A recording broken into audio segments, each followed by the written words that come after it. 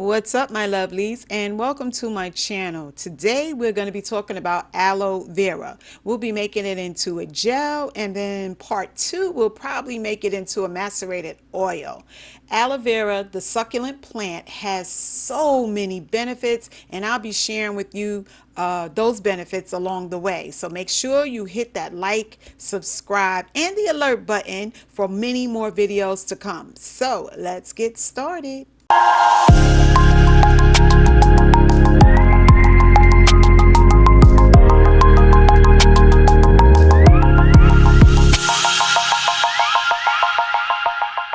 Okay, we're going to start with clean aloe vera. Let me put that on there. I'm just going to wipe it off one more time because I had it sitting here draining off. This is the aloe, and I have cut the tips off, but of course I saved the tips because there's some flesh in there that you can get out. There's lots of meat in there, lots of meat. And then we have our aloe, which has drained off a lot. Wasn't a lot of drainage in there, but I'm going to wipe it off, clean it. You always want to start with a clean leaf. It's glycoside, and the other one is aloe. And the glycoside is the yellow gook that you see that's used like for laxatives and stuff like that. Some people don't even mess with it. They just cut it and eat it, the fillet, just like that.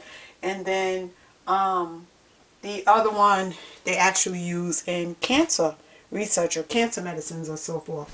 So I guess that's why the aloe is so good for you. Let's see. So next thing we'll do is we're going to cut off the tip, because this is where a lot of that gel is, and we don't want that. So we're going to cut off the tip and discard it. Save all of your aloe pieces for aloe oil, aloe vera oil, because that's what I use. I dehydrate it. You know, this is like 99% water, 95% water, and then everything else is minerals, nutrients. All of my bits and pieces, when I'm finished, I'll put in my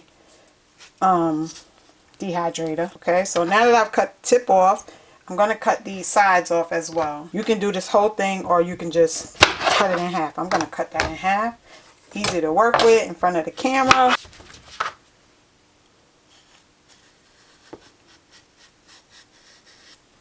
Okay, my sides are cut off. Uh-oh, forgot to slice it. Woo, going too fast, going too fast. Okay, and just slice down the middle. There you go.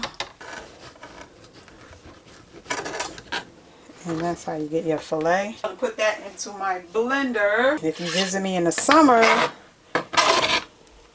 you'll see I have these growing all around the yard. And the best time to start using or get a piece is after 2 years. It's a really nice and healthy older plant. All the nutrients are intact, and it's really big. So you want to wait until you get you a nice big one.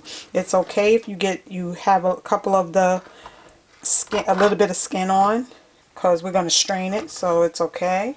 The other thing I wanted to tell you, don't throw your leaves away. Save them. I think I said that already for your oil, but it has to be dehydrated.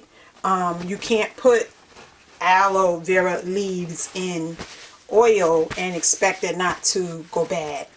Reason being, it's so much water content in aloe veras that it'll just go rancid or cause mold and bacteria, you know, to occur on the aloe vera concoction. And you know, the aloe vera is anti-inflammatory. It's anti-everything. Anti-irritant, antioxidant, antibacterial, antiviral, antifungal. What else can I say? Protects you from the sun. Helps heal cuts, scrapes, wounds, sunburn. I said that already. So it has high nutritional value. They even say, like I said, they use parts of it for cancer therapy or helps to kill cancer.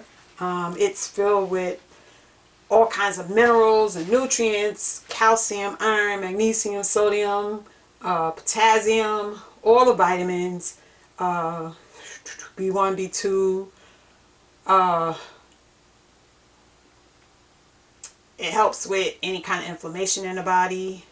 It has amino acids. I think I covered it all. So yeah, you know how good this is. So imagine it in the body, imagine it on top of the body. Okay, so like I said, I'm gonna finish filleting my fillets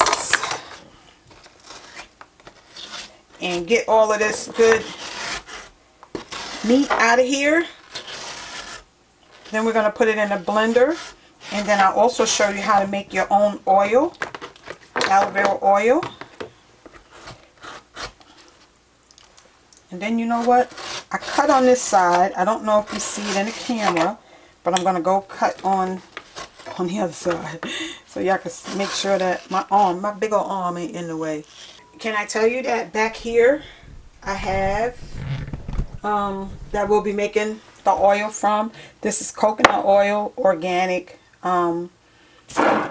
coconut oil. Then we have sweet almond. I think I said all of these things already. I have jojoba, I have vitamin E, and I have Jamaican black castor oil. Those are the things that we'll use on the hair during a treatment. And I'm making this not only for my locks, but for my great grandbaby. We'll do a skin patch test on younger babies and little ones to make sure that it doesn't irritate their skin prior to, you know, doing a whole treatment. We don't want to mess those babies' skin up. Okay, we have our aloe in our blender, and I'm gonna put this on smoothie, and we'll start it up just to give it a little pulse. Then we'll start it up for 1 minute. I'm gonna pause the camera because it makes too much noise. Okay, our aloe has been blended, as you can see, and I'm going to strain that into a bowl, into a jar, jar, and then we're going to put that into our silicone tray and freeze it. And then once it's frozen, you pop it out, put it in a baggie, and use it whenever it's necessary, whenever you need it. You can put the aloe in smoothies. You can put it in all of your hair concoctions. You can use it on facials, and especially the babies, the children's hair. It makes the hair grow like crazy. Okay, we got our bowl we're going to strain it into. So that's what we'll do with this. I'm going to pour that out. Catching all that pulp in the fillet. And let it strain through. I'm going to lift this up.